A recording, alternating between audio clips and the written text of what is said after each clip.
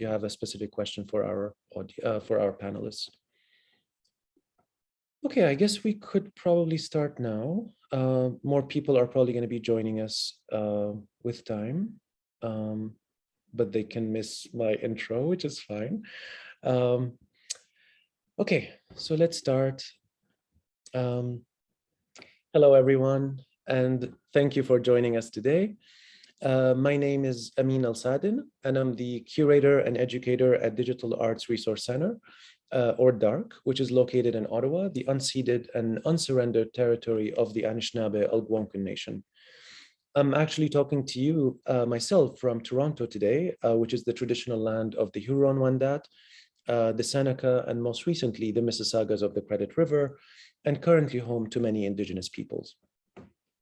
We are absolutely delighted to welcome our panelists today, Samari Chakma, Naeem Mohaimen, Kabita Chakma, Saydia Gulrukh, and Tanzim Wahab for a conversation that will hopefully help contextualize Samari and Naeem's exhibition at DARC. Samari and Naeem created a work that is presented as part of our 40th anniversary program entitled Tending Land, bringing together artists from around the world whose works relate narratives about the ways in which land may be perceived, connected with, and cared for. These exhibitions highlight the centrality of land in the struggles of many communities around the world, especially the global majority who have experienced colonialism in various guises and who continue to endure its troubling aftermath today. As we've been saying so far, the program is sort of like a journey around the world. This time, Samari and Naeem take us to South Asia, specifically Bangladesh, reflecting on what happened to Indigenous Adivasi communities, particularly the plight of the Chakma people, and how they tragically lost their land to the national government. Before we get into the conversation, I just want to say a few words of thanks. First and foremost, I'm grateful to Samari and Naeem, who have kindly accepted our invitation. My thanks also go to Kabita, Saydia, and Tanzim, who kindly join us today. I must confess that the work by Samari and Naeem was actually one of the first works confirmed for our 40th anniversary program. And my reflections on its themes and layers and complexities partly helped me figure out the rest of this program. I was struck by the powerful narrative they are sharing with us in this video, in the most straightforward, method of simply having a dialogue, and via Zoom, which for me ultimately emphasizes both the content and really the dignity of those who have the right to tell their story and resist oppressive politics. So thank you, Samari and Naeem, for such a strong and inspiring work. We thank the Canada Council for the Arts, the Ontario Arts Council, and the City of Ottawa for their support, making our work at DARC possible. I want to thank my colleagues behind the scenes who made today's program possible, especially Jillian and Emily. Thanks also to the amazing installation team, Dan, Pierre, and Laura. And of course, thanks to our director, Annette Hagel, whose support and enthusiasm keeps us going. Just a quick note, if anyone needs access to closed captioning, there is a live transcription that you can choose as an option. So without further ado, it gives me great pleasure to introduce our guests today. I will skip actually reading their bios, but I invite you all to check our website if you are curious about their impressive accomplishments. Naeem will be our moderator today, so please take it from here, Naeem. Thank you, Amin. Thank you for inviting us to show the work, which first premiered in Bangladesh in Chobi Mela. I did not know that it was one of the first works confirmed and that it led to your thinking around this overall exhibition. So that's really a nice thing to know, that our project could also start other conversations. And then also thanks for inviting us to speak in this panel format. It was quite challenging to get all our time zones together. Saydia is right now in Canada, but when we first started planning, that was not confirmed. Tanzim Wahab is in Berlin, and Kabita and Samari are in Sydney, where it's just now turned 8 in the morning. And to add complications for audience in Dhaka, it's a little after 4 in the morning. So we are also maybe relying on the recording to share with our friends who could not join us. And maybe that's also something we'll talk about, this way that we make and share work now, where there's already an assumption that somewhere we might be on Zoom together. And once upon a time, Zoom seemed to be a complication and also seemed like less than being there in person. And that's certainly true. Nothing can match being in the same room and having a cha adda afterwards. But there are some pluses, which is that you can organize things without needing to fly people, where sometimes flying is not possible. And we think a lot about the conditions of exile, voluntary and involuntary, and we'll talk about that as we speak. So we're skipping reading the bios, but just so to place everyone, here on this panel we have Samari Chakma, who is the author of the book Kaptai Badh, Bor-Porang, which was the inspiration for the project. We have Saydia Gulrukh, one of the co-founders of the Thodkata feminist blog, a blog on which parts of this book first premiered. We have Nibedita Chakma, based in Australia, architect whose works on submerged memories of the Adivasi indigenous people in Bangladesh were an inspiration for many of us for our projects. And Tanzim Wahab, who is the curator of Chobi Mela in Bangladesh. I think Tanzim, if I'm not mistaken, Asia's first photography biennial, or at least South Asia's first photography biennial, who invited us to make a project at a time when I was in Bangladesh and somebody was in Australia, and we had no chance of meeting in the middle of the pandemic lockdown. And this project came about as a result of that. So I'm going to show a couple of images just to contextualize for those who have not been able to see the project, and then we'll start talking about specifics of the project. As I mentioned, the project comes from this book. এই বইয়ের থেকেই সবকিছু শুরু. It's called Kaptai Badh Bor-Porang, and the subtitle is Duburider Attokothon, which we translate as Autobiography of the Divers, or the Drowned, or the Submerged. And it's written by Samari Chakma, and in a minute we'll hear from her about the inspiration for this book. But just to give a very brief overview, just for the context of those who don't know about the situation in Bangladesh. Bangladesh has a very large Adivasi indigenous community in the south of the country, in Chittagong, which in more recent times actually hits headlines for a different refugee population, which is the Rohingya population that's come in from Myanmar. But the Adivasi people of Bangladesh are internally displaced and forced into exile, both internally and in India, since the 1970s, and actually since the 1960s and earlier, because this is a hydroelectric dam project which was supposed to bring electricity to Bangladesh and ended up displacing one of the largest Adivasi villages, including the royal family's house. And Samari's book is a oral history of those who lost their lands in that time and are now floating around in exile, either in India or inside Bangladesh. And this was the video that we made for Chobi Mela, which is basically, you can even tell from the background we have now, I'm in Bangladesh and Samari's in Australia, and we did a Zoom session together and we recorded it as if we were in the same room. And Samari read parts of her book in Chakma language, and then I translated it into Bengali, reading it. And then there was English subtitle underneath. So there are 3 languages at play. And we deliberately wanted to put Bengali in second position because Bengali, which is the majority language spoken in Bangladesh, has been part of this hegemony project that has been wiping out the languages of the Adivasi people. And Amin had requested that we try to show this. So this is how it's installed right now. This is the Bangladesh version in the space that was half finished or almost completed when the biennial was happening. And then this is in the dark space right now. That's the exhibition that's happening, and that's the context in which we want to talk about this book and various activism related to it.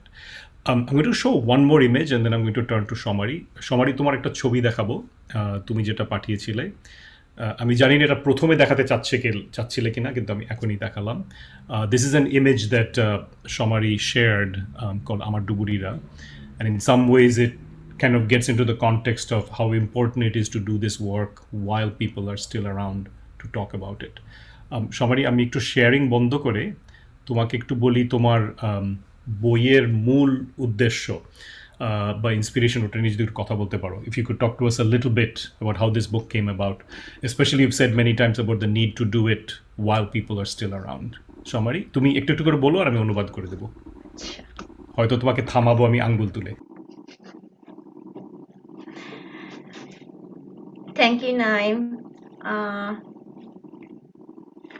আমার এই বইটি আসলে 2012 থেকে শুরু করেছিলাম যে হাতে কলমে, কিন্তু কাজটা শুরু হয়েছিল আসলে মনে মনে অনেক আগে থেকে। So I started the project in 2012 technically in terms of starting to collect interviews, but in my mind I had been working on it for much longer than the official beginning. আমার মায়ের পরিবার, মায়ের দিকের পরিবার হচ্ছে কাপ্তাই বাঁধের ভিকটিমদের একজন। My mother's side of the family, the entire family are one of the earliest victims of the flooding created by this Kaptai Dam. আমার মা যখন 10 বছর তখন তাদের বাড়ি ডুবে যায় এই কাপ্তাই বাঁধের কারণে। তো তারা এক জায়গা থেকে নতুন জায়গায় এসেছিলেন ডুবে যাওয়ার কারণে। When my mother was about 10 years old, that's when the flooding happened, when they were displaced and they were forced to leave their original village and move somewhere else. তো মা যখন আমাদের বাড়িতে আমি যখন বড় হলাম, আমাদের বাড়িতে অনেকে মেহমান আসতো। তো ওদের জ্ঞাতি গোষ্ঠীর কথা জিজ্ঞেস করে মা বলতো, ও আমি তো ওদেরকে চিনি, ওরা তো আমাদের প্রতিবেশী ছিল ছোটবেলায়। When I was growing up, there were many visitors to my mother's house, and they would always be telling stories about other people, people that they knew. And my mother would often say, "Oh, I know these people. They used to be my neighbors once upon a time." আবার যখন মায়ের মা আমার নানু বেড়াতে আসতেন, তখন তার কাছ থেকে অনেক গল্প শুনতাম যে ওদের পরিবার কেমন ছিল, বাড়ি কেমন ছিল, শ্বশুর বাড়ি কেমন ছিল এবং কিরকম সুখের দিন ছিল, সেসব আমি প্রায় শুনতাম।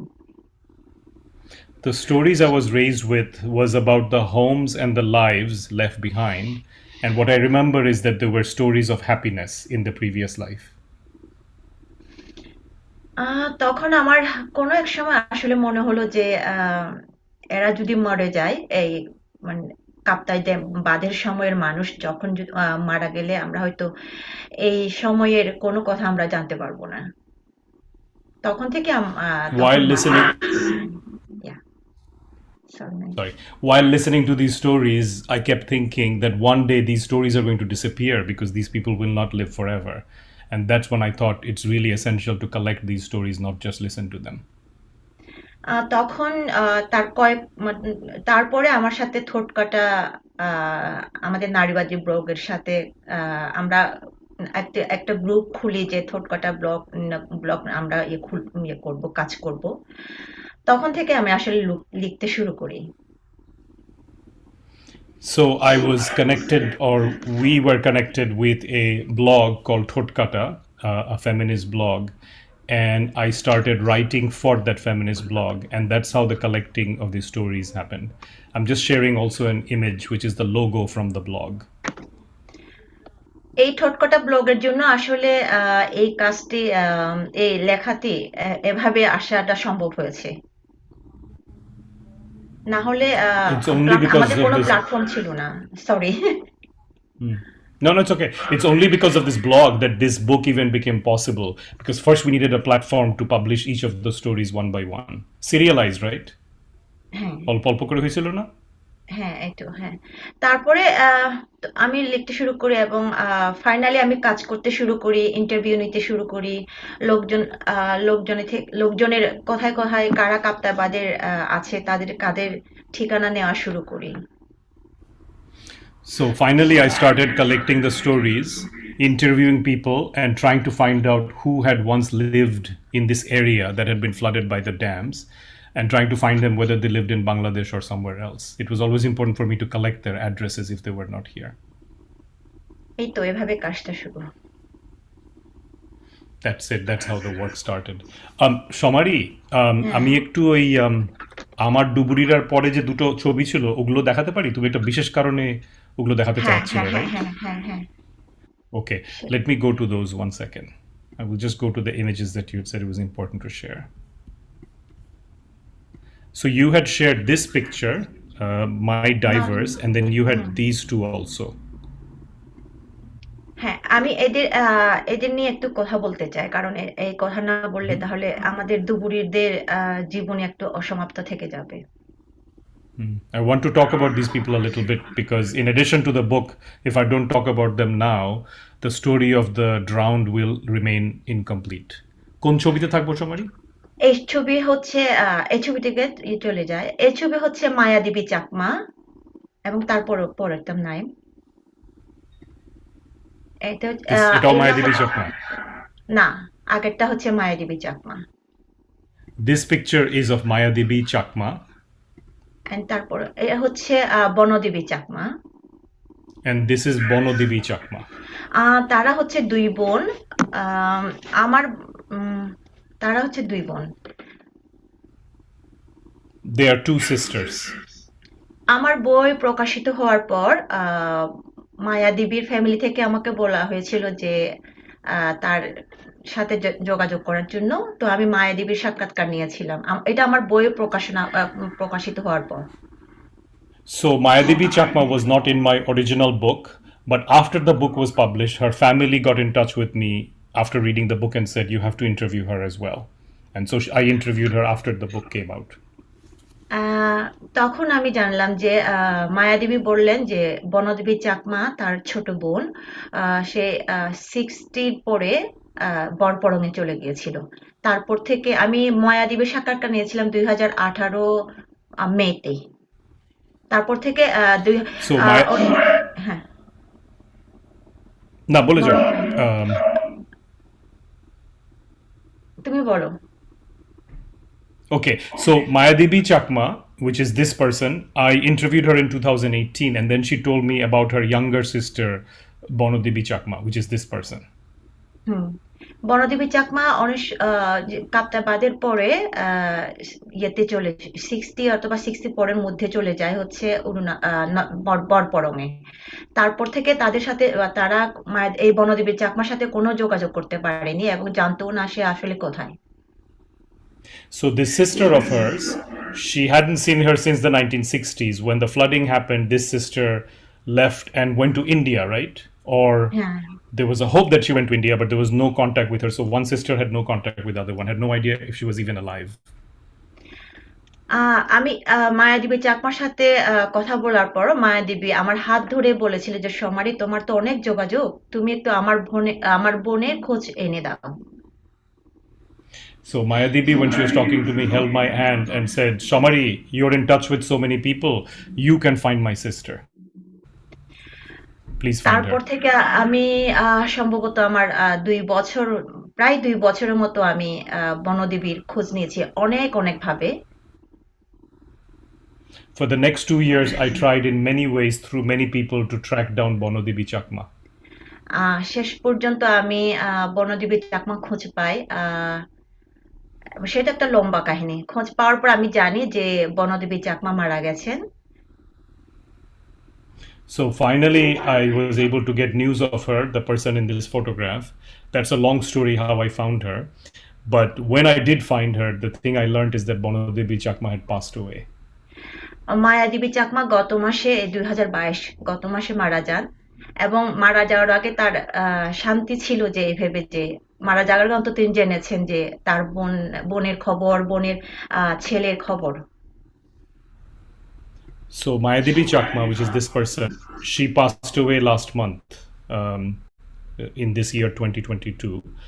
But before she passed away, she had some peace knowing that finally she had found out what happened to her sister, who she didn't know anything about since the 60s, and also she found out the news of her sister's son. আসলে এখানে একটা জিনিস বলা দরকার যে আমি যখন বনদেবী চাকমার খোঁজ নিচ্ছিলাম তার ছেলে কিন্তু জানতো না যে বনদেবী চাকমা তার মা, কারণ সেখানে গিয়ে সে বনদেবী চাকমা তার নাম বদলে ফেলেছিল, হয়েছিল লক্ষ্মী সুন্দরী। সেজন্য আমি যখন জিজ্ঞেস করলাম তার ছেলেকে সে বনদেবী চাকমাকে চিনে কিনা, সে বলেছিল না আমি তো চিনি না। কিন্তু একদিন পরে সে আমাকে জানালো বনদেবী চাকমা তার মা। So এই I জন্য was আমি able to এটা trace. Hmm. হ্যাঁ, এই জন্য আমি এটা শেয়ার Excellent, করতে এটা বলে নিতে। চাচ্ছিলাম। So I managed to trace Bonodebi Chakma's son. যার নাম কি? What's the name of the son? Samir ছেলেটার নাম চাকমা। কি? Samir Chakma. Shomir Chakma. Shomir Chakma. But when I managed to trace Shomir Chakma, he himself didn't know that he was Bonodebi Chakma's son, because Bonodebi Chakma, this person, had meanwhile changed her name. নাম বদলে কি নাম দিয়েছিল, নতুন নাম? লক্ষ্মী সুন্দরী। Lakshmi So সুন্দরী। her new name was Lokhi Shundari. So I met the son, and the son said he didn't know who this was. And then a day later, I suppose, having understood the connection, came to me and said, actually, I was mistaken. This is my mother. That's why it was important to tell this story here today. এইটাই। Thank you. So বইটা শেষ হওয়ার পরেও বইয়ের কাজ চলছে, বইটা জীবন্ত। হ্যাঁ, বইটা এখন দ্বিতীয় প্রকাশন আসলে আমার প্রথম সংস্করণ শেষ হয়ে গিয়েছে অনেক আগে। এখন দ্বিতীয় সংস্করণের কাজ চলছে প্রথমটার, এবং আরেকটা বড়-প্রং ২, মানে একটা ধারাবাহিক ওই কাজটাও চলছে। আশা করছি এই বছরের ভিতরে দুটোই বের হবে। So the original book, Bor-Porang, has been out of print for several years now. There's only a few copies. And so finally there will be a second edition published this year. And at the same time, I'm working on a sequel book called Bor-Porang Part 2, যেটার মধ্যে কি এই নতুন ইন্টারভিউগুলো থাকবে সময়? হ্যাঁ, সবগুলো নতুন ইন্টারভিউ। এবং In which there will be all the new interviews. এবং আমি সরাসরি এবারে ইন্টারভিউতে আমি কথা বলেছি হচ্ছে অরুণাচলে যারা আছেন, যারা বর-প্রং গিয়েছেন তাদের অনেকের সাথে। So this time, so প্রথমবারে কি ছিল না, ভারতে ইন্টারভিউ ছিল না? হ্যাঁ, ভারতে ইন্টারভিউ, ত্রিপুরা রাজ্যের ইন্টারভিউ ছিল, বাট অরুণাচলে আমি যেতে পারিনি তখন। So just to give context to people who may not know the internal geographic situation, a lot of the refugees are in Arunachal and Tripura in India, and their situation there is also very fluid. They don't necessarily have citizenship even after 30, 40 years. And saying that you are a refugee from Bangladesh doesn't help you in the current Indian context.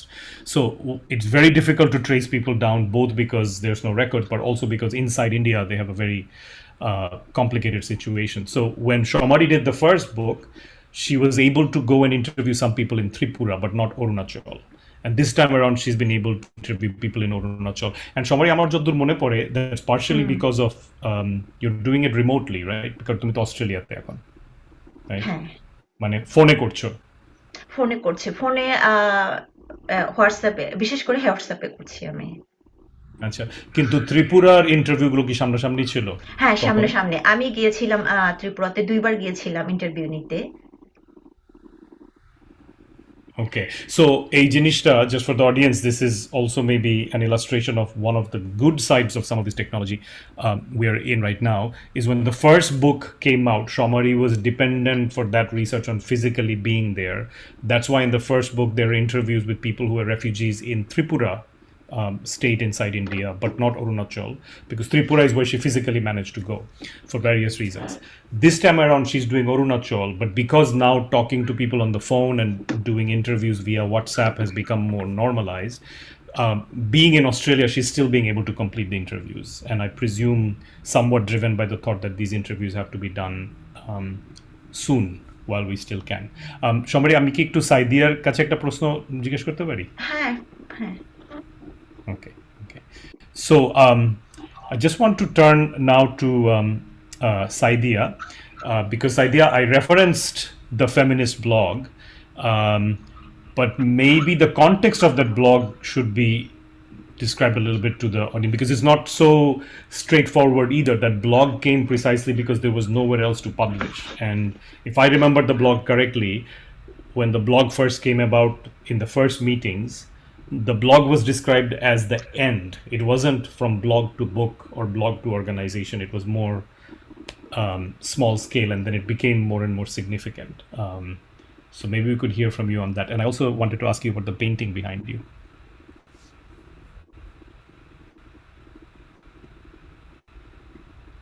You're on mute. Sorry. Can you hear me now? Yes, we can hear you. Go ahead, saydia. Hi, everyone. Thanks, Naeem, Samari, and Digital Art Resource Center for inviting us in this panel. This panel, to me, seems particularly interesting and probably has more particular significance in the Canadian context, given that there are many communities in Canada, First Nation communities in Canada had suffered similar loss and violence. And I would also, although we are meeting online, but I would also like to acknowledge that I'm speaking from the physical space that I'm speaking from belongs to the First Nation Cree communities in Manitoba, Canada. And I just wanted to acknowledge that. To respond to your question to feminists, why we decided about a decade ago to have a feminist bloggers platform. Firstly, to simply put, it was largely because in 2010, 11, or early days of blogging was when blogging was becoming popular in Bangladesh. It was suffocatingly male chauvinist. Even the progressive blogs that were critiquing the state regime, that were critical of the the way of the government, were critiquing the government in a very misogynist language. So we wanted to have a space to intervene and talk about that misogyny. But at the same time, we also wanted to challenge the mainstream feminist practices, which were very NGOized, very middle-class Bengali women-oriented. Were very unaware of the ethnically diverse realities of women in Bangladesh. The marginality other than class were not even part of feminist conversation in Bangladesh. So there was not just one concern, but of course, primarily we really wanted to disrupt that very loud misogynist voice in Bengali blogosphere that was going on around that time. And at the time when we started Chittagong Hill Tracts, where Samari, Kabita and Hill Indigenous communities are living, there were no internet, I think. Am I right, Samari? And blogging from CHT was difficult. And even now, getting something on Indigenous right and mainstream media is still very difficult. So that was also a concern, that we need a place where we can write and say things that we wanted to say, speak back to the power, to the regime, but in our own platform. So that was the beginning. And Blogta shuru hoyechilo, it started in 2013, right? It started I'm just in looking at the earliest. Yeah, I think so, in May 2013. Right, I'm just looking at the earliest pieces. Yeah. It started with, so just to push a little bit more on this question of mainstream / middle class, Bengali dominated, both the misogynist side, but also even the mainstream feminist platforms. When I look at the 2013 posts, there's a lot of posts on the garments factory fire. Tazreen was the big event of that year, horrific factory fire. And Tutkata took a very leading role. Saydia, I know you'd spent many years working on this.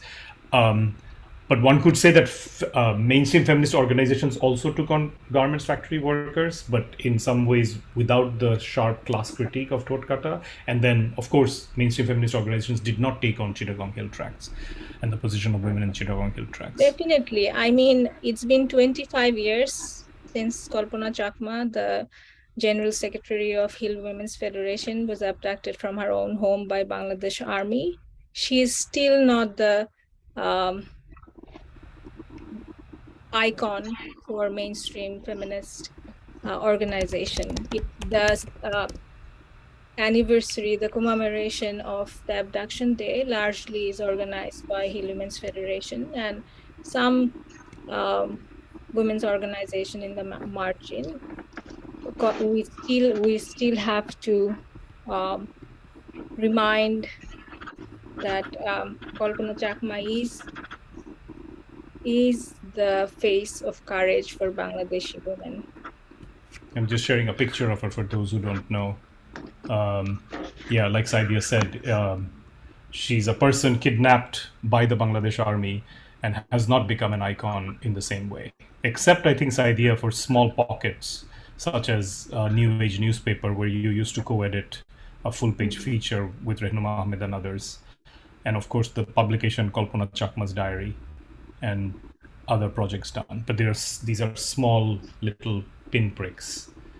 They haven't become a mainstream issue in the way it's supposed to. I mean, even when when her name is mentioned, or it's token inclusion, which I find sometimes very offensive, and also it's I mean, Bangladesh enforced disappearances is a reality for Bangladesh for many years, but when you see people talking about it, they don't talk about Kalpana Chakma, but she was taken from her home in 1996. So even the human rights activists, when they write history, the history of the women or history of the people in Chittagong Hill Tracts, human rights, the history of violation of human rights also is very mainstreamized. It takes a lot of, I mean, it's still a struggle to be included or to have these names included. So, right. If I can kind of go from what Saydia said to the context of the program that we had done for Chobi Mela, there's a thread that can be made. There is a blog that took on the space of writing and organizing about the garments industry crises with a class analysis and a willingness to sharply attack the companies making profits. Because in Bangladesh, the garments industry's crises are sometimes talked about by mainstream organizations in a way as if there aren't companies making profits and as if those companies can't be named. So it's talked about in an abstract way that we have to stop this. And I think Totkata and other organizations that Saidi and others have been part of was very clear about naming the companies, naming the CEOs, naming the profitable partners in the West. So that's one gap that is being fulfilled by Totkata. But then you go from the blog to Samari's book, is one outgrowth of the blog. There's a lot of organizing. And then the question I'll ask Tanzim is that, Tanzim, myself, and others who had these conversations, and Saidi is also part of those conversations, we have reasons why, for example, we proposed this video and the related timeline in Chobi Mela. One is to bring this conversation into Chobi Mela, to politicize the photography biennial further, although it's already a quite political biennial. But the other is this idea that I've talked about with Tanzim sometimes about doing things in a way that sort of come from an unexpected direction and not in the exact direct language that we must do, for example, when we write a newspaper piece. And Tanzim, you and I both know, and I'd like you to talk about this a little bit, there are some successes with that strategy, but also some limitations, right? We've always thought about the fact that when we do one of these projects, we expect a certain kind of reaction. And what is the absence of the reactions? And Tanzim, you have years of inserting conversations into the photography biennial and then wondering what the reaction is going to be. And sometimes with, for example, photographer Shoaibul Alam, founder of Chobi Mela and the photography school, some of his works have led to direct confrontation with the state. Some of the other works in Chobi Mela, including Bor-Porang and including earlier works on Chittagong Hill Tracts, for example, by Shamsul Alam Hilal and others, they haven't had the same impact. The state must be aware, but they haven't considered it worrying enough to come and shut down the exhibition. Not that I'm saying shutting down the exhibition is the only criteria, but I wonder about that. Because a blog like Totkata, my experience of it is, it hasn't been easy. The blog has been under the radar and eye of those who don't want these things to be published. And then I wonder what that says about things that are circulating in the photography and the biennial context? Sorry, just like pack 3 questions into one, or leading questions, but you can ignore what I said and take it in whatever direction you want to. But thanks, Naeem. Thanks to Dark also for inviting us and organizing this event. I think the spaces are now shrinking to talk about issues as such. I just want to give a small context of this particular edition of Chobi Mela, where Naeem, you'd remember we started having this conversation over phone. There were lots of durational exchanges of thoughts. And of course, the book was made many years ago, but we just wanted to give it a different form. And this particular edition was really significant for us for two main reasons. I mean, Chobi Mela started back in 2000, and it was supposed to be the 11th edition. But we thought, we should focus on a pandemic edition instead, not a regular one, because regular one has its own scale. And we really want to overcome this pressure of the scale and to look into the relevance and the situation over there. Why I'm calling it as a pandemic edition, although we named it as Chobi Mela O or Zero, you can say, starting from the scratch again. And this particular installation of the video was installed in at the underground of New Drikpat building, a media agency, and the photos media school. And this is the parking lot of it, which is not a conventional white cube kind of space where we install the work.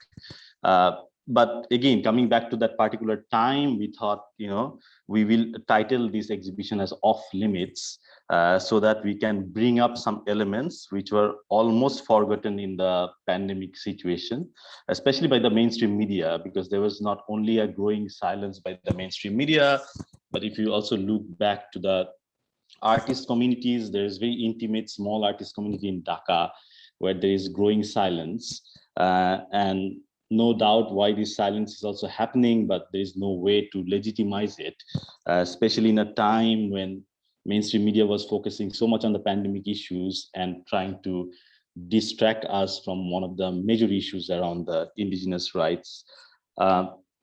So for us, we really wanted to have an effortless form which can relate to the time, especially this Zoom conversation, not only started for forming the idea, but also to produce this particular work.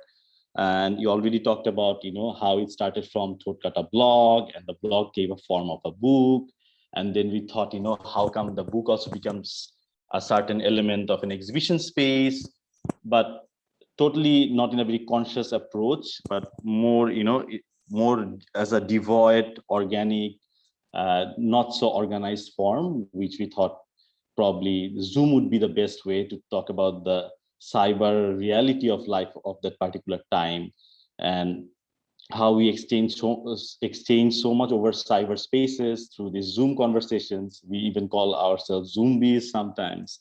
But can we talk about the issues that are most relevant? Although this Kaptai Dam displacement of indigenous people in Bangladesh is almost 60 years old. But if you even look into the back in 2015, I mean, the official record says there are around 50 families who were displaced, and it's keep happening: abduction, detention, displacement of the families and the people, swapping of different ethnic identities. Continuously, it's happening till date. So the relevance is so much. But we actually borrow the history to talk about our current time, and also the second important part of this particular edition of Chobi Mela was also to see, how we are going through a certain kind of democratic struggle. The founder of Chobi Mela, you already talked about him, Shahidul Alam. He's an activist, writer, photographer, curator who was detained and kept inside jail just for giving an interview at Al Jazeera and being really frank about talking about this unelected government and the corruption at large. But he was taken to the jail. So just few months before the festival started. So for us, it was really important to actually bring our focus back into certain issues which are most relevant for us to look into. And it was, the room also had works on the Kashmir family archives, It also had a throat cutter installation on this Tajdin Garments fire, and a very, I would say, metaphoric write-up of letters. So there were 7 different elements which talked frankly about democratic struggle and displacement, and how this ethno-nationalistic history in Bangladesh is been still continuing. And for us, it was also really important to look into the languages and the multilinguality. And that's why this particular video, you remember, Naeem, it doesn't only have Bangla and Chakma language as reading more in a performative gesture through Zoom, but it also has English subtitle. Why I'm saying it so particularly, because I think, for us, Chobi Mela and that kind of event is pretty much self-organized even by a certain community approach. And any production is a great opportunity for research. And you can just decode and expand the word research in many different ways. But we know, how production brings the community back, brings us back and reconnects us somehow. Talk about us continuity, a continuation of a certain kind of movement, how we expanded. And also this video piece was really important because it had an added element of timeline. And that timeline also continued, not only got stuck into the time of the 60s and 70s, but continued towards a temporal linear movement towards the contemporary time. And then it clearly shows that, how this situation is not even improving, but getting really worse. I mean, this population transfer program started quite early in 70s by the Bengali settler. And the record says it's almost like 50% of the Bengalis are already there. But it's way beyond that, and we can imagine it, right? So people don't tend to actually believe in the records, but even the records are kind of scarier now to know, how much of exclusion is happening through all over. And when we mostly talk about the indigenous life there, when the event happened in 60s, 25% of the population, again, it was on record that 25 plus population were displaced, 40% of agricultural land was also drowned. But we don't also get time to talk about biodiversity and the loss of biodiversity. It's massive. It's not even countable. So yeah, we really wanted to have a very effortless, fluid form where Naeem and Samari, they're in a very diptych form. Chakma reading is converting into a Bangla reading, and there's an English subtitle, and it talks about the oral history. And it's always, for us, very challenging to see, how such an important oral history can be activated into different forms through sound, through having these loops where, people can come back to the space and hear it over and over again. But again, there are also limitations of this form itself, because Chobi Mela is a 10-day photo festival, and maybe this sort of exhibition becomes a backdrop for activating a larger kind of movement. And there we need to really ask question to ourselves, what was the strategy of mediation? Although we were saying we are resuming the conversation during the pandemic time on such important issues, but how far could we go? That's a very different question, and I think we all need to ask about it. But yes, I think for us, it was really important to remember that Chobi Mela as a photo festival, even when it started, it was it has totally zero censorship policy, and it has its own political grounding, and which it feels comfortable about. And so although we are a photo festival, I won't say we have this sort of medium-centric exploration to look into the medium, but trying to use the medium as a tool and try to see, how it actually reaches towards the writer, complex, problematized political sphere. Thank you, Tanzim. I'm going to connect what you talked about, both about what the biennial tries to do and what the participants try to do, with a question I'm going to actually ask Kavita Chakma. But before that, just to again contextualize and root the audience, because of course we're not in the physical space, just to remind us of what the pieces, what the elements were through which this project transpired. The context here is, of course, the installation of this video in Chobimela, and now it's in Canada. The inspiration for it is this book by Samari Chakma. And the serializing of this book happened in the Thotkata feminist blog. We did not mention yet, but we should, the Comrade Rupak Chakma Memorial Trust, which is an activist organization in the name of Rupak Chakma, another victim of Bengali hegemony and ethnic cleansing and disappearing in the Chittagong Hill Tracts, an organization with which both Saydia and Samari have worked extensively. This is another of our inspirations. And then this book, which is how I will turn to Kavita Chakma now, which is Between Ashes and Hope, which was an anthology of essays that came out in 2010, which was just trying to do not much more than collect existing essays with this premise that on Chittagong Hill Tracts, the voices have to be equally Adivasi and Bengali, because typically even in the Bangladeshi discourse around Chittagong Hill Tracts, even a lot of the activist voices on behalf of the Adivasi people are often Bengali, which creates its own problem of who is speaking with who. So in this book, we really tried to include as many Adivasi voices as possible. But because it's an English book, it has its own limitations because you're translating into English and perhaps needing a text in Bangla, because those of us from the Bengali side working on this don't read usually any of the Adivasi languages. And I just want to say one other thing, just to connect with the context of the biennial and the Bangladeshi cultural scene. We use the term the blind spot as a subtitle, Chittagong Hill Tracts in the blind spot of Bangladesh nationalism. And we've said that before, that there's a whole lot of activist causes on which a Bangladeshi middle class intelligentsia and organized groups and NGOs can very easily mobilize, actually. Even elements of the garments factory fire accident, that community very quickly mobilizes, although minus the class critique of Thotkata. But there's one part where it historically has never mobilized, which is how Bangladeshis and Bangladesh, a country formed on the premise of marginalization oppression when Bangladesh was still part of Pakistan, and that marginalized oppression based on, at least this is understood, a Bengali linguistic ethnic quote-unquote identity. We can problematize all of those terms. That once Bangladesh becomes independent, that same process then repeats, except this time we're in the role of what the Pakistan army was.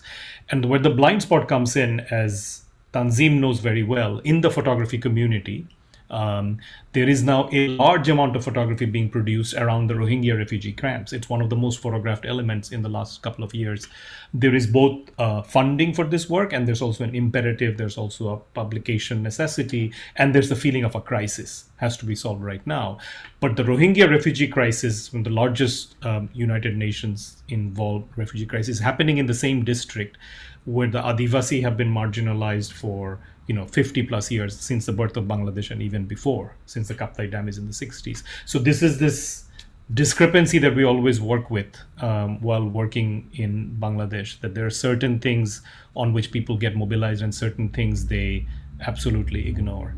So I wanted to turn to Kavita Chakma now, because Kavita Chakma, as an architect and activist, has two essays in this book, and Kavita Chakma's essays are some of the earliest I've personally read, especially the idea of looking at the architecture and structural history of the Adivasi people and how that becomes a way to fight against erasure. And Kavita Di, earlier when we were speaking a few days ago, I had mentioned the Nadia Abu El Hajj book, Facts on the Ground, which talks about the Israeli erasure of Palestinian archaeology.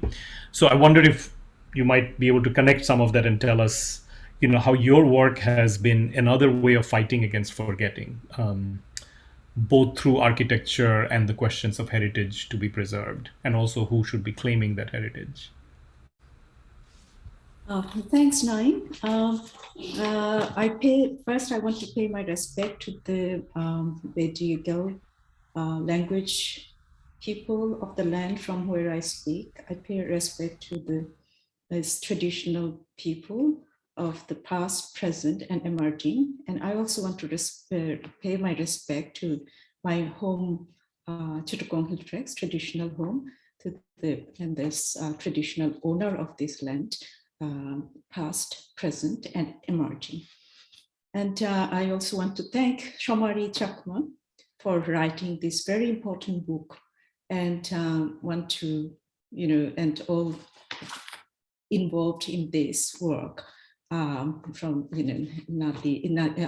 Naeem, Saydia, Tanzim, and I want to thank Dark for this space. And yes, when Kaptai Dam has been a very significant, has been this, the lake caused significant and irreversible effect on regions, indigenous population environment, which tanzim actually touched upon. And that has also, the way it has affected this identity crisis and all, and this colonialist, this oppression from these post-colonial governments, is quite, it's a living example in that way. And when I was writing, like Naeem has talked about this article that I have co-authored with Glenn Hill. It's using architectural history to invent a niche nation. In that, I was, as an architect, I was looking at how architecture came, as a sign of resistance. This architectural form I looked at is this platform house, or alagkor, what Chakma says. It's actually in Naeem and Samari's presentation, Priyobala Chakma talks about this house, that her house was a alagkor, a platform house. The platform house is that which, as it described, it's built on a bamboo platform. And this house it's like there is all the indigenous peoples in Chittagong Hill Tracts. There are about 12 indigenous peoples. They all use this alagkor. And to say that there are actually all the indigenous peoples had no unity at some point of history, particularly in the British period. The British bureaucrats particularly wrote about that. There is a lack of anything unity among the indigenous peoples group.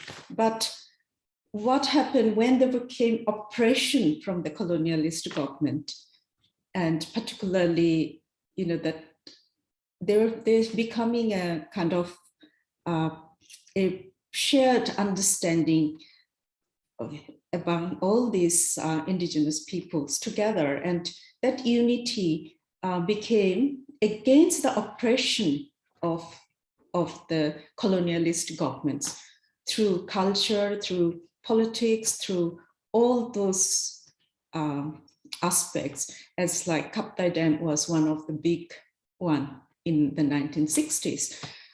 Without any consultation, it was built. And what happened that in the 1970s, particularly, that indigenous people started becoming united under that oppression. And from mid-1970s, when Chittagong Hill Tracts became militarized, and then started coming that government has adopted a transmigration program where 400,000 Bengali settlers are brought into the CHT. And in 1960s, already 1/3 of 40% of the most valuable, best agricultural land was lost. And there was a crisis. And 40% of the population has to leave the country.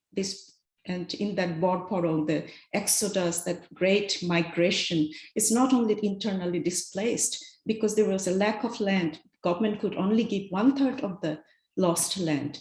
And that all this oppression brought all this, and then there was this exacerbation of this the situation of land scarcity in CHD when a huge Bengali population was brought into the CHD, and this overwhelming pressure on land resources, and when there was, and Bangladesh government actually used both its civil and military machinery to to displace this already displaced people of CHD. And then it's this long history of oppression brought all these culturally, linguistically different people together on some of the issues that the mode of production of food, like Jum cultivation, and which is different from the plainland agriculture. And also with this house that where a house in the Jum is a platform house. It's also, it used to be a house of everybody, like in the people use that house traditionally. Also there are so much variant into it that and there is no even there is, and what happened that what I have I just was doing which came into my observation that this platform house with all the variants of the old people, that there are some common thing is that all these materials come from the Jum, immediate forest, and to the platform, bamboo platform, where people actually mingle there all together, sort of in a house. It's a living area and work deck. And this became, this architectural form, it's not only an architectural image, but a sign of resistance. So people were, it's actually so rare now. It's hardly found in the CHD, and but it became a symbol. Even the Jum cultivation is so, it has eroded. There is no more Jum cultivation, not much, because of the population pressure and lack of land and deliberate campaign of the governments against it for centuries. So these are all disappearing, but that then it became, that Jum became so important for this unity of this different indigenous people, and that became the Jumma nationalism came against that, to counteract that Bengali nationalism, with that shared thing that our first language is not Bengali, our language is different, our culture is different. So the shared space is Jum, and the architectural, this platform house.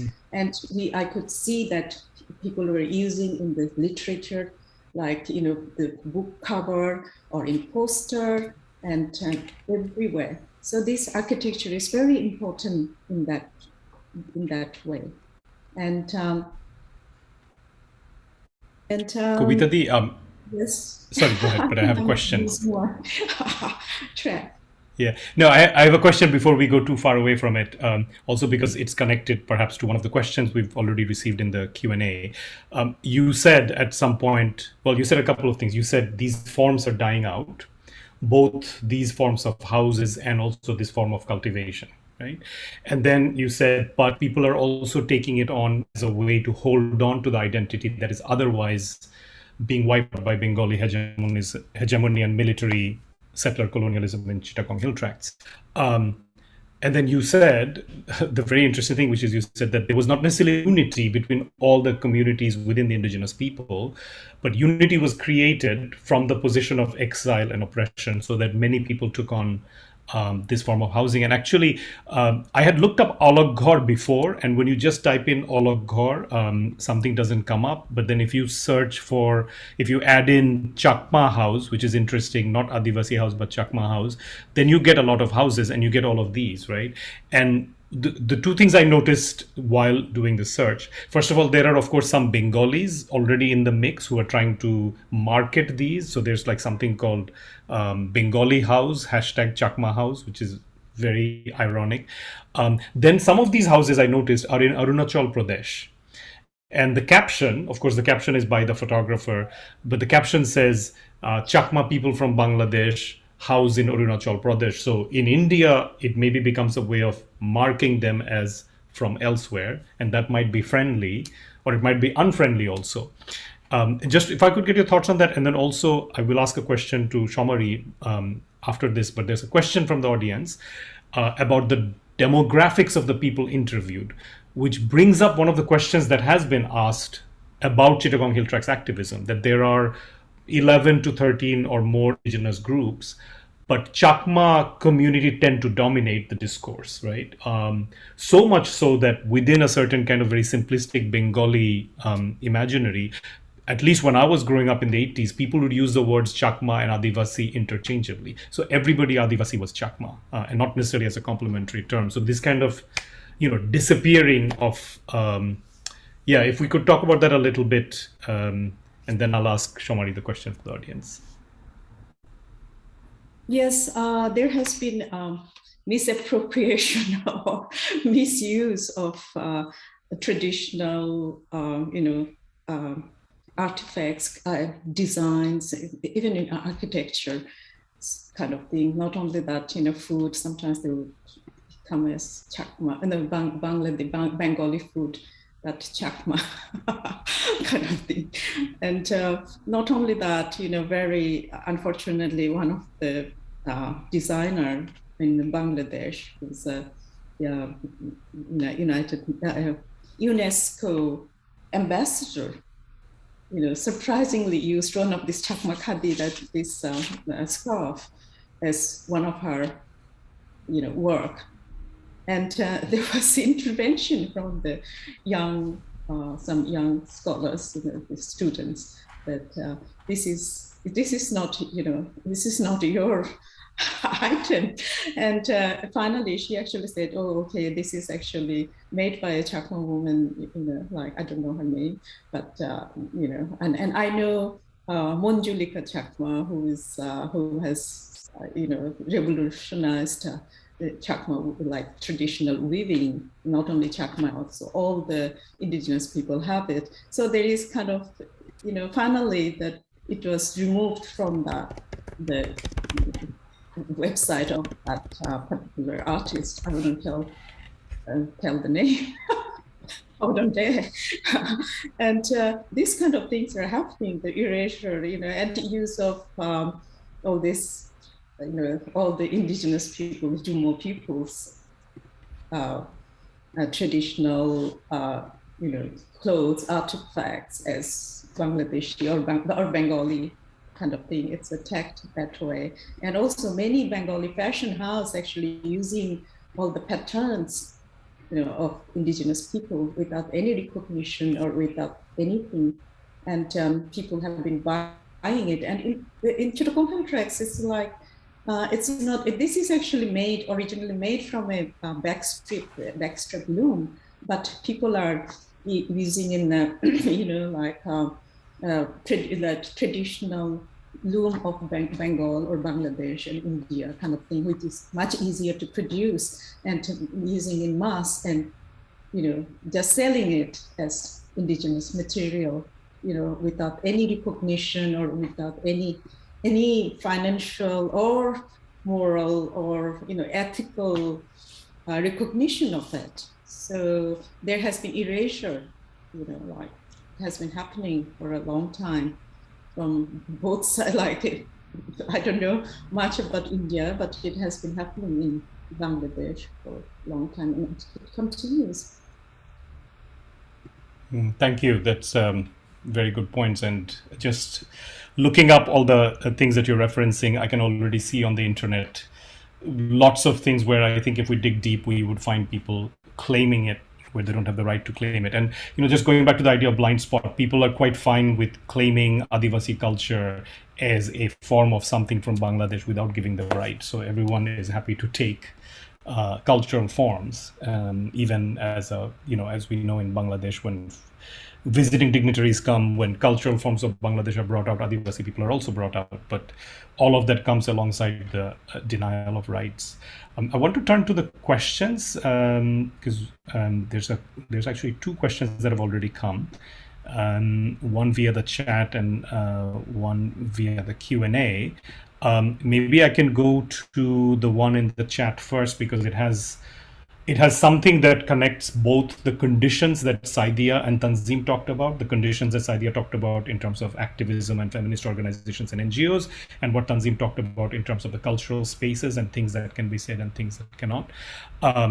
And the question also directly relates to, Samari's current place of abode and why we're doing this conversation across 4 time zones right now, including Australia is a new time zone for Samari. The question is, how do artists, writers, and activists continue their work when the government threatens their work in Bangladesh? So Samari, যে প্রশ্নটার কথা তোমাকে already আগে একবার বলেছিলাম যে যেটা অনেকে জানতে চাবে যে এত কিছুর মধ্যে কেমন করে মানুষ কাজ চালিয়ে যায় যেখানে এতভাবে বাধা দেওয়া, অ্যান্ড মেবি তোমার স্পেসিফিক জিনিসটা নিয়ে বলতে পারো, কি কারণে তুমি এখন অস্ট্রেলিয়ায়, ওটা নিয়ে যদি একটু বলতে পারো যে কেন তোমাকে এখন অরুণাচল প্রদেশে সাক্ষাৎগুলো দূর থেকে করতে হচ্ছে, কেন ভারতে যেতে পারছো না? Samari? Thank you Naim.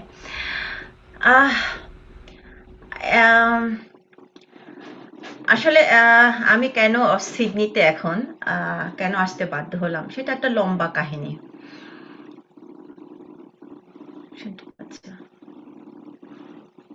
Actually, why I'm in Sydney right now is a long story. I'll tell a little bit about it. আমি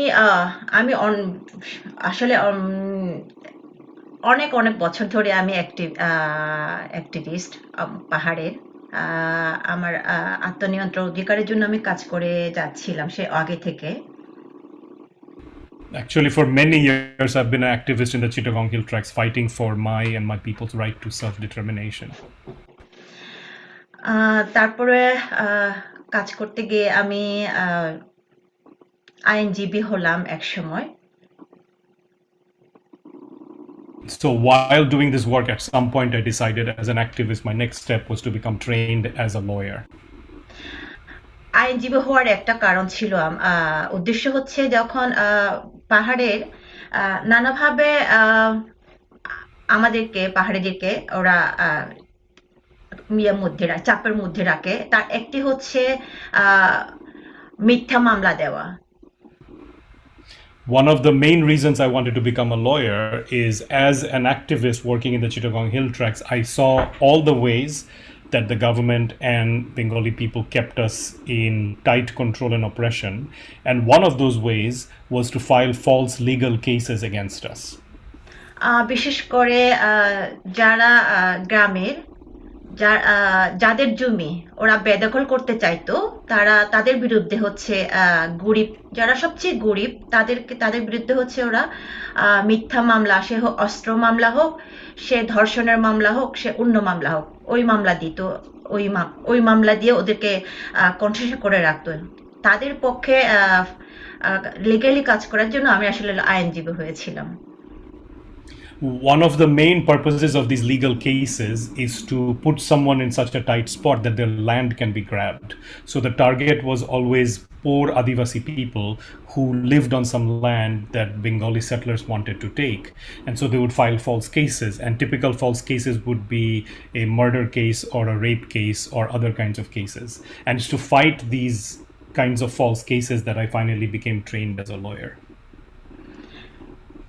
তখন থেকে আমি যখন কোর্টে কাজ, যারা আসলে মিথ্যা মামলার আসামি তাদের পক্ষে যখন আমি কাজ করি, তখন আরো বেশি আমি সরকারের আসলে আমি চক্ষুশূল হই আর কি। So because I started fighting these cases as a lawyer, eventually, of course, I became the target, because as a lawyer, I was becoming a problem for those who were used to winning false cases. একই সাথে আমি পাহাড়ি নারীদের, বিশেষ করে শিশুদের ধর্ষণের শিকার হতো সেটলার বাঙালিদের দ্বারা, তাদের পক্ষে হয়ে আমি কোর্টে কাজ করি, লিগ্যাল এইড দিয়ে আসলে actually. essentially, as a lawyer, I wouldn't usually take a fee. I would work as a form of legal aid, so working pro bono. And one of the type of cases that I would work with is against women, Adivasi women who are victims of rape by Bengali settlers. তারপর একদিন আমি এই বইয়ের কাজ শুরু হওয়ার পর এটা এক ধরনের থ্রেট, এটা আমার এক ধরনের বরপরং আমার সিডনিতে আসা। So, as a lawyer, I started receiving more and more threats, and eventually it became impossible for me to stay in Bangladesh. So, my coming to Australia is some kind of Bor-Porang in my own life, just as the book Bor-Porang that I wrote about people's exile after Kaptai Dam. আমাকে নাইমের কথা সূত্র নাইম আমাকে threat দেওয়া হয়েছিল এবং আমার বাড়িতে গিয়েছিল যে আমাকে মারার জন্য। I was threatened repeatedly, and finally, just to pick up the thread, the people came to my house to kill me or to threaten to kill me. তারপরে আমি ঢাকায় ছিলাম অনেক 2-3 মাস লুকিয়ে। So after that, I went into hiding in Dhaka, so away from Chittagong into the capital city for about 3 months. তারপর একদিন শুনলাম যে আমার বিরুদ্ধে খুনের মামলা দেওয়া হয়েছে। And finally, one day I heard that, of course, a false case has been filed claiming that I have murdered someone. তারপরে বরপরং, তারপরে আমি জার্মান গেলাম, জার্মান থেকে সিডনি আসলাম আমার সেফটির জন্য। And then finally, my Bor-Porang. First, I went to Germany, and then from Germany, I came to Sydney, Australia for my safety. That's all. Samari, একটা just যদি টিকা যোগ করতে পারি, যে এখন সিডনিতে আছো, বাট কাজটা কি করতে পারছো, বা মনে হচ্ছে যে কিছু কাজ করা যাচ্ছে কিন্তু বাংলাদেশে কি অনেক বেশি করতে পারতাম যদি এখন বাধ্য না হতাম না থাকতে ওখানে? হ্যাঁ, এটা আমি এখনো আমি খুব ফিল করি যে আমার আর সাইদিয়ার আমরা যৌথভাবে কাজ করে আসলে অনেক বছর ধরে আমি আর সাইদিয়া গulrukh। তো আমাদের অনেক প্ল্যান ছিল যে আমরা কি কি কাজ করব, যেমন পাহাড়ে অনেক গণহত্যা হয়েছে, সেই গণহত্যার কোনো ডকুমেন্টেশন নেই। আমি আর সাইদিয়া আমরা ঠিক করেছিলাম যে আমরা এই গণহত্যার ডকুমেন্টেশন করব। আমাদের Excellent. Yes. So yes, by being here, there are many projects I have planned that haven't happened yet. Saydia gulrukh and I have worked together for many years, and there are other projects we wanted to do. One of the projects we want to do is there's a long history of mass killings in Chittagong Hill Tracts since the beginning of Bangladesh, and there is no documentation of these events, and we wanted to create a documentation of all of these events of killings. থটকটা তুমি দেখেছো মনে হয়, আমার এবং সাইডের আইডিয়ার লেখা আসলে অন্যরকম মে দিবস। আমি সাক্ষাৎকার নিয়েছিলাম যে পহেলা মেতে 1986-তে গণহত্যা হয়েছিল পানশুরি, দিঘিনালা, এবং আমার নিজের বাড়ি পুড়ে ফেলে দিয়েছিল সেটলার বাঙালিরা আর্মিদের সহায়তায়। অন্যরকম মে দিবস থটকাটায় ওই লেখাটা এখন আছে। এরকম ডকুমেন্টেশন আসলে আমি শুরু করে দিয়েছিলাম। As you know, many of our projects start from the Thotkata blog and then maybe later become something bigger. So in a similar way, on the Thotkata blog, there is already an article that Saydia and I wrote together called A Different Kind of May Day, written on May Day, but talking about a mass killing that happened in Chittagong Hill Tracts in May, kon sal bolla? 1986? Yeah. 86 সাল? 86, হ্যাঁ, পহেলা মে। পানশুরি, খাগড়াছড়িতে আমাদের বাড়ি সেদিন পুড়ে ফেলে দিয়েছিল settler বাঙালিরা। Right. So 1st of May 1986, a mass killing that happened in Panchshuri in Khagrachuri, and among the victims of that event, my own house was burned down. তো আমি এখন করবে দেখা যাক। আমার যেমন বরপরঙ্গের আমার একটা ইয়ে ছিল যে আমি অরুণাচল যাব, তখন মানে আমি যদি দেশে থাকতাম হয়তো আমি যেতাম, গিয়ে ওদের সঙ্গে আরো ভালো করে কথা বলতে পারতাম। যেমন আমি যখন অনলাইনে কথা বলি অনেক সময় বোঝা যায় না, কিন্তু ওই যে মুখোমুখি কথা বলতে আমার মধ্যে একটা আছে, আনন্দ আছে, কিন্তু এখন আমার পক্ষে যাওয়া সম্ভব না। of course, I continue to do the work, but not everything is possible through technology.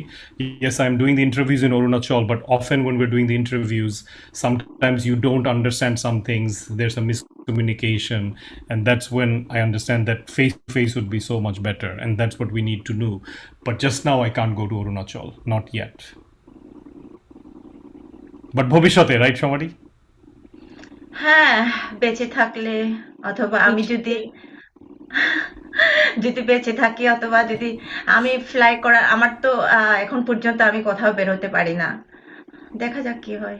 হ্যাঁ, কিন্তু কাজ করার করব, ইচ্ছা আছে। হ্যাঁ, অনুবাদ করব। Somebody basically said, yes, if I stay alive, I'll definitely do all that. Right now, I can't travel yet, but if I stay alive, I'll do all this work. Can I just jump Please, in here and say Saydia, something? please, go ahead. I mean, I want to get back to the work that Shamari has done, and then it created space, opened many avenues for works on and history that's there. The stories of Bor-Porang has been there, here and there, everywhere in Chittagong Hill Tracts. But you go to a village, you hear the name, because we don't know and look for what we're looking for. You don't know the name of the village. Bor-Porang Dam comes from the village that's submerged. You go to a place and you see, Naeem, if you can show the map here, that in a Chakma household or in an Adibashi household, there is a map of hand-drawn map of the Rangamati town that was once there before the dam. So people try to keep the memories of the land from the time before the dam, and it has been there silently. But what Shamari, and given considering that history writing project is hyper masculine, extremely Bengali chauvinistic, there was no way for the writers, progressive or otherwise, to see, hear, listen, and acknowledge, pause and acknowledge this history. What Shamari did is that she visibilized the wound that has been there for about 70 years now. And we know Bangladesh is celebrating its 50th anniversary, where there is this fresh open wound that is haunting the glory of Bangladesh being what it is now. And I think, for me, as a fellow blogger, as a friend, as a comrade, we have known each other forever. It feels like forever. I can't imagine a life now when I didn't know Shamari. I think what she has done in this project is it's a creative intervention in the ways we write history. For the Bor-Porang is history as grieving. We're grieving our loved ones. We're grieving our even ecology, because when we were spending all nights correcting, transcribing, editing narratives of these women, they're relating Shamari about the night the water came, and how women talked about how the water taken away their younger siblings. And also they talked about the guava orchard or the mango trees behind in their backyard. And see, it's a very important work intervention especially in Bangladesh, where history writing still has been extremely hyper masculine and Bengali nationalist, and Shamari has challenged that tradition and created a new way of grieving in her writing. And she's not doing it alone; she's doing it with the community she is part of, with all of us. And I think, Shamari, in your Bor-Porang, we are all part of your Bor-Porang, and it's helping us too. And that is very, it's in terms of to answer to the question that how do you write, how do you create art when under extremely oppressive fascist ethnically chauvinist regime that doesn't even recognize the ethnic plurality of Bangladesh. So I think you are doing that. So that Chobi Mala, Totkata, the book, and the prospect of the coming book, there is now an illustrated bulletin from the Bor-Porang done by a young artist. So but I do acknowledge that it is a history of lost land, or the biography of the round that is written under an extremely militarized present.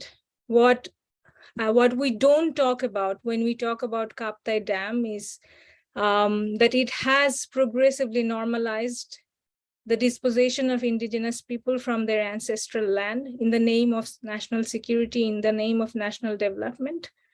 I remember the first narrative we have published on Totkata was the night when a young infant died on the arm of her mother because her village was,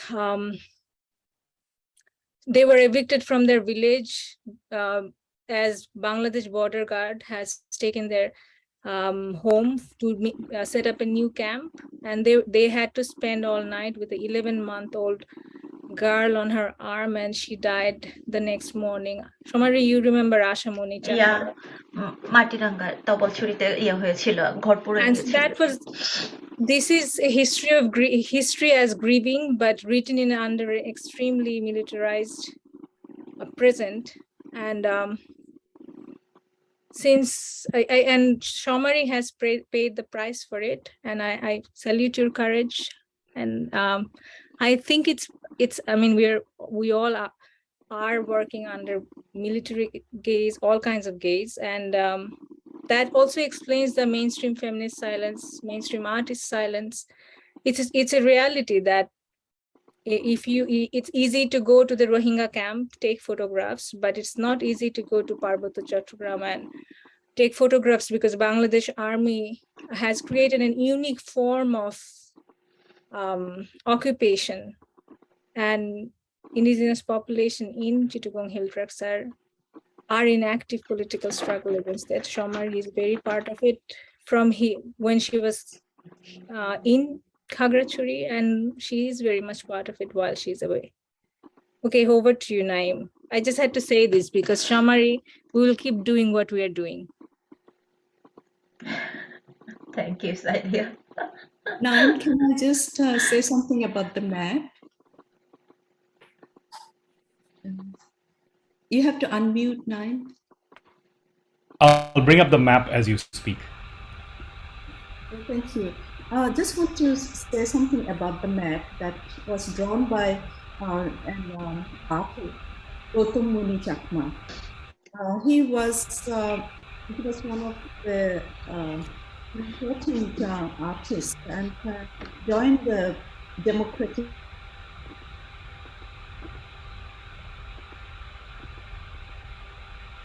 I think, did we lose Kabita Di? Yeah, I guess so. We might have lost Kabita Di. Saydia, do you know about the artist she was referencing? I don't know. map? In fact, I found the photograph at Kalpana Chakma's house. I don't really, Samari and I had looked for the background, but we don't know much. Okay. While we're waiting for Kabita Di to come back, I will just quickly read some of the comments we've received, just so we all know about them.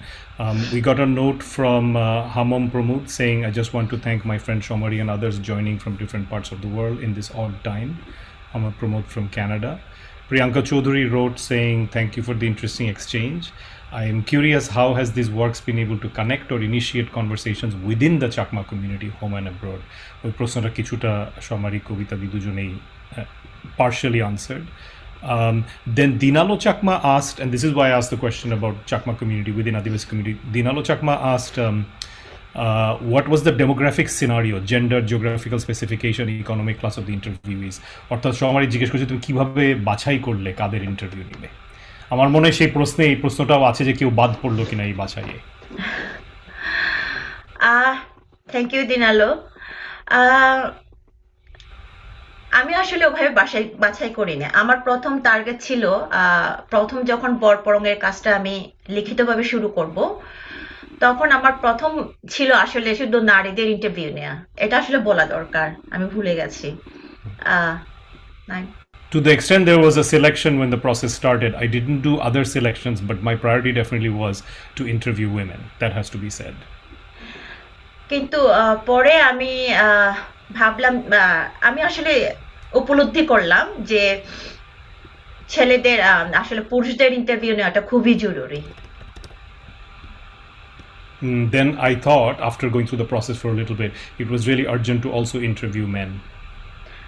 তখন আমি আমার আত্মীয় স্বজন বন্ধু বান্ধব যাদের আছে তাদেরকে আমি জিজ্ঞেস করলাম যে কারোর বাড়িতে কেউ কাপ্তাই বাঁধে ভিকটিম কিনা, এবং তারা যদি ভিকটিম হয় তাহলে সে সময়ের মানুষজন বেঁচে আছে কিনা।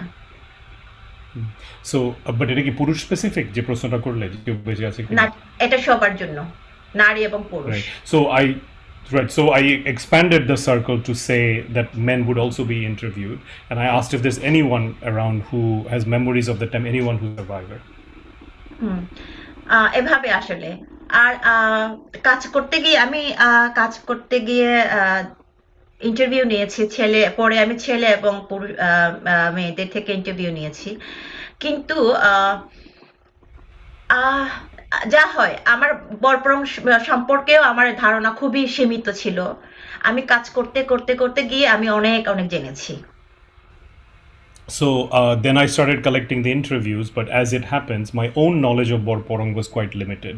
So at the beginning when I was asking questions, I also didn't know enough about it. And as I did the interviews, then I gradually learned properly about Bor-Porang. এবং আমি আমার বন্ধু থেকে নিয়েছি যে কিভাবে ইন্টারভিউ নিব, কোন জায়গায় ফোকাস করব। আমার একজন কমরেড রবিশঙ্কর চাকমা, সে আমাকে বলেছে যে তুমি যখন ইন্টারভিউ নিচ্ছ তাহলে সে সময়ের সামাজিক অবস্থা, সে সময়ের প্রকৃতি অবস্থা এটাও ইন্টারভিউ নিও। তখন আমি আচ্ছা এটাও নেওয়া যায়, এভাবে আসলে ইন্টারভিউ নেওয়া। So as I did the interview, my type of questions changed because I kept getting guidance and mentoring from my friends. বন্ধুর নাম কি জানি বললে? Ravishankar Chakma.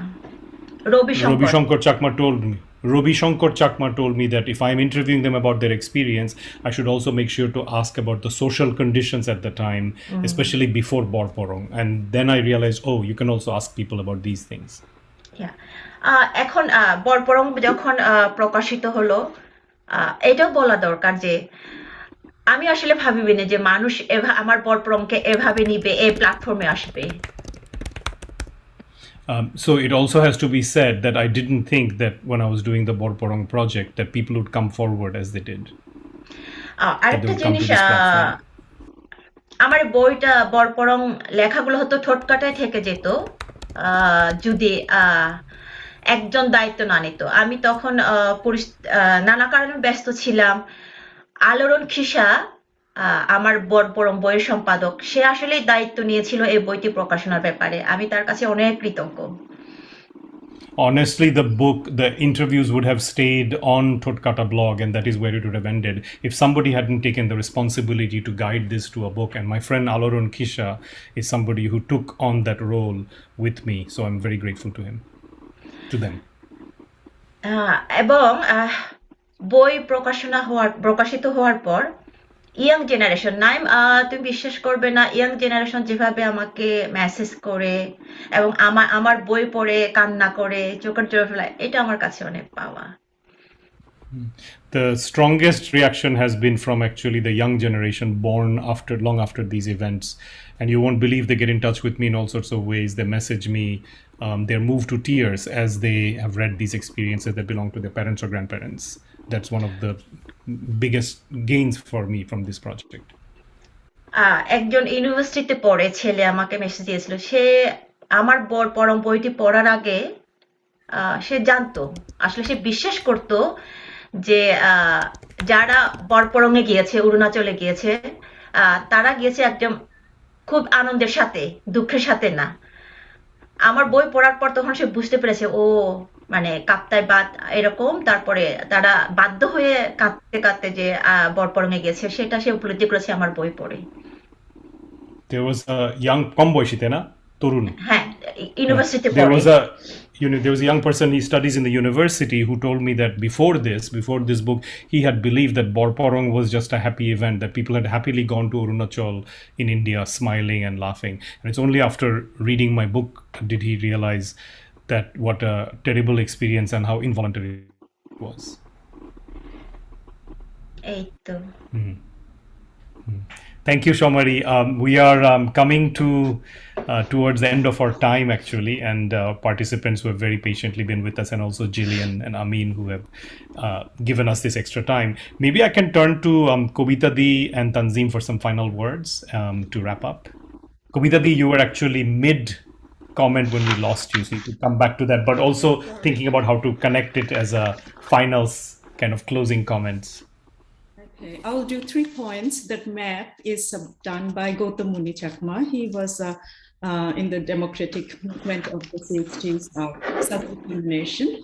He was a member of JSS, and he did it after the 1997 PhD report, this work. And he really didn't want to do it because we have been talking about Rangamati. That is my, where my parents lived and lost their homes there, and also in other places. They're all Bor-Porang, my family, both sides. And he was so scared that, like, didn't want to do this map. He was so scared, he stopped working. And it was Shoykot Kisha, one of my friends, he actually asked him, please do it, just as a sketch. So he did it for Shoykot Kisha. He has the original copy and is in Australia. We're very happy. Wow. So then it was copied, it was done, but he was very, very scared, and he has an interview, like, video interview, and he really didn't want to speak, but now he actually died, so we can use his name. So that's one point. And for Kaptai Dam, we have 2 concerns from our community about the Kaptai Dam. One is, there is, like, as if we haven't learned from Kaptai Dam experience, the laws, like how it did, bad to the greater good of Bangladesh and the whole region, the war, 25 years of, 23 years of war, and all these things, and the chaos and this, like, fear everywhere, and this, the domination from the military, even, like, put on the 25th of May, the highest rank officer, GOC commanding officer from Chittagong military headquarters, in a high-level meeting, the law and order meeting in the CHT in Rangamati. The way it was an outrageous speech he gave, and it opened up that, it gave the possibility, opening up the space that fabricating CHT's democratic political movements as terrorism, and many things. He also asked for an open war, and he could with his military might, all this, he could finish all in 30 minutes. Like, these are kind of, like, you can hear the Pakistani general talking in 1971, the intimidation, this, like, coming, it's quite actually very, very disturbing. It's coming from a democratic country, and leader of this military is our prime minister. And that's one thing. And no, we haven't learned much from the Kaptai Dam experience. There has been always a proposal from the, for new dams. In 2010, there was this Bangladesh government has sought financial assistance from the US to build another second Kaptai Dam. And without any public consultation, it just came in the news that Bangladesh government has asked this, proposed to the US government. then people came into knowing it. And under, under pressure, national and international pressure, it did go ahead. But now again in 2020, we have learned that there is a survey in Sajek.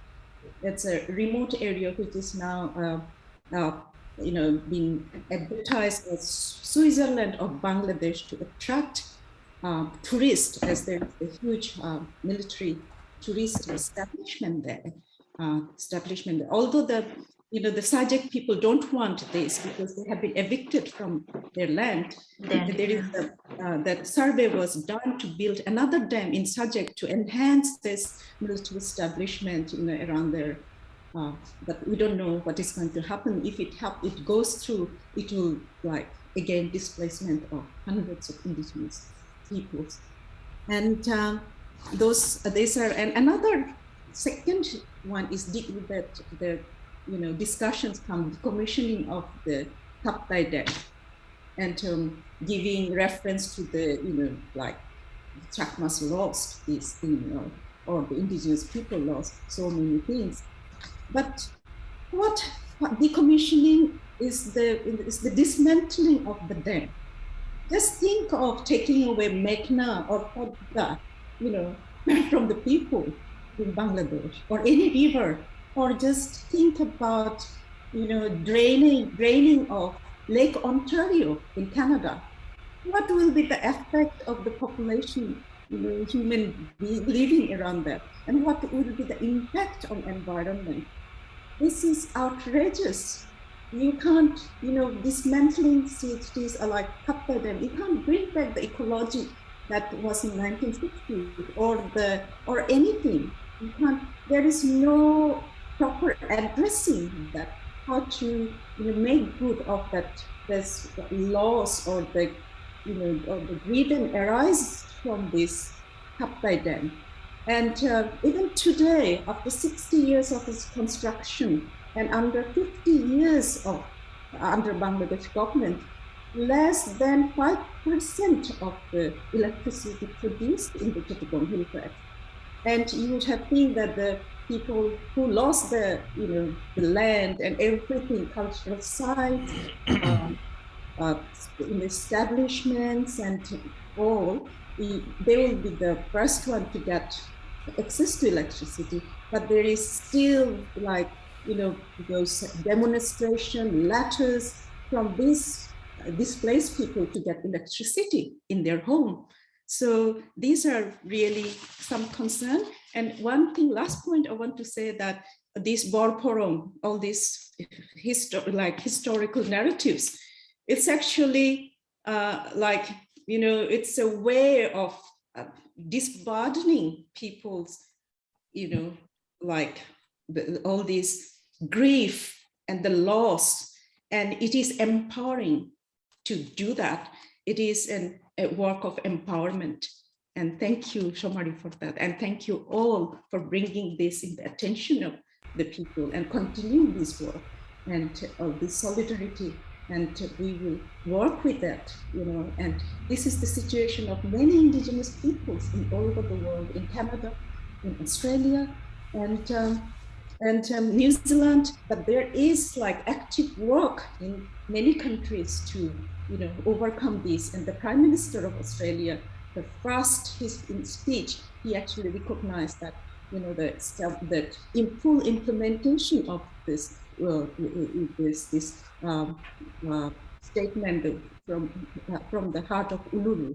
So, these are happening, and I think we learn for the greater good. It's not intimidation, it's not colonization, it's decolonizing ourselves and making, friendship and looking after each other. And that will bring the greater good for Bangladesh and the whole region. And I hope that it will happen, and we don't hear those kind of speech anymore. Thank you very much. Thank you, Kavita. Beautifully said, and a very nice way to connect Samari's book and possibilities of future work and future solidarity. So we have a lot of work ahead. We are at time, but I just wanted to make sure that Tanzim and Saydia, if you just wanted to say any final words as we wrap up. Yeah, I can Tanzim? add something. Yeah, I mean, it will be hard to have some hopeful final lines though, but I can add some anecdotes. I mean, we talked about the dominance of military and we covered it quite well, but I can just add some other root causes, including this constitutional violence in Bangladesh. You know, it doesn't even, I mean, it generalizes and defines the majority as Bengalis in such a, I mean, frank way. I mean, it doesn't leave any space for recognizing indigenous community, which is very important for us to notice. But the range is huge because we can also focus into the mainstream commercial popular art culture now, you know, and how ignorant this Bengali middle class youth is becoming, also through these recent cultural events like Coke Studio, as an example, which is a franchisee. We all know about this American multinational beverage corporation. There is we don't need to introduce Coca-Cola, but they franchise this recorded studio musical performance. And there is a Pakistani edition, there's an Indian edition, and the recent Bangladeshi edition is titled as Coke Studio Bangla. and you know, and the youth, I mean, they were really frankly critical over social media about the title itself and how it's so much ignorant, exclusionary, and not acknowledging and respecting the indigenous presence at all. And that's how, through the pressure, the first song of Coke Studio Bangla came out with an indigenous song. But it confuses the situation even more.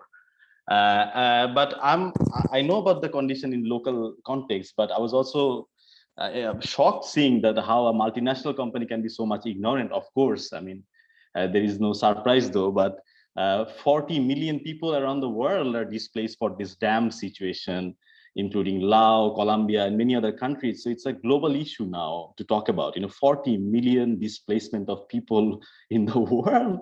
And you see a company like Coca-Cola is so much ignorant about it. And, you know, that raises the question, you know, where it lies in the popular culture, in the context of Bangladesh now. But at the same time, I was really kind of hopeful knowing that, you know, many young people are writing to Samari and they're showing their interest. And we should not also ignore remittance jodha, you know, our migrant workers, you know, how important they are with the modest possible living they have all around the world, but so much politically, critically active and involved, and so frankly talking about the issues around, including this Coke Studio Bangla's this exclusion through social media networks. So these are some of the hopeful areas where, you know, we always exclude a very politically informed, critical mass community who really want to bring the change, and artists should not feel kind of alone and isolated, because, you know, if we really want to look into people's interests, the majority of the people have the right consent. It's only the people who are sitting in the power trying to manipulate, not only through the constitution, but also through certain kind of so much commercialized popular cultural program. Thank you, Tanzim. Saydia and Samari, any last final thoughts? And Dinalo Chakma has written, very aptly put, Mr. Wahab. Sorry, go ahead, Saydia. Well, I'm generally a very pessimist person, but I feel very hopeful today, seeing how the work has expanded and included so many people in the thread, from the interviews that were taken by Samari with her cell phone and often with a broken recorder, and from Tutkata to it's now so many people are involved. So it's a process of making solidarity visible, and makes us think that courage is truly contagious, no matter where we are, how difficult the situation is. And yeah, we are in Chittagong Hill Tracts, we are under military occupation. In Bangladesh, we are living under a very tyrannical fascist government. Fear is there, but fear is contagious, so is courage. So I think on this particular evening, I am not feeling that pessimist. So that's my final word. Thank you, Saydia. Shamari, বিদায় বেলায় কি বলতে চাও? Anything?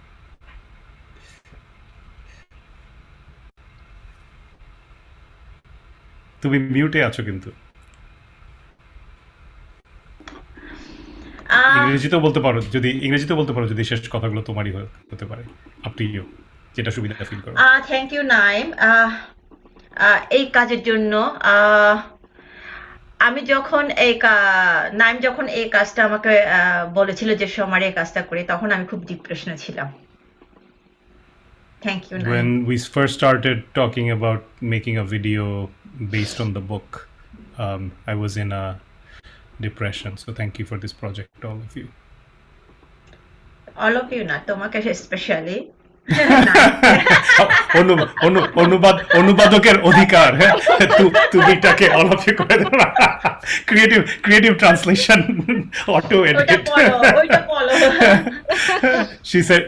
She said thank you, Naeem. I took translator's liberty and made it all of you. কারণ হচ্ছে এই কাজটা আমাকে আসলে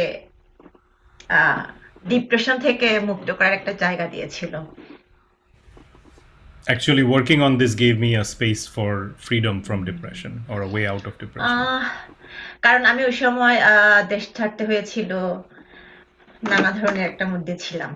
থ্যাংক ইউ নাইম, আর থ্যাংক ইউ আমার অডিয়েন্স বলতে আমার ইয়াং জেনারেশন, যারা আমার বই পড়ে কাজ করছে, শিখছে, এটা আমার জন্য অনেক বড় পাওয়া।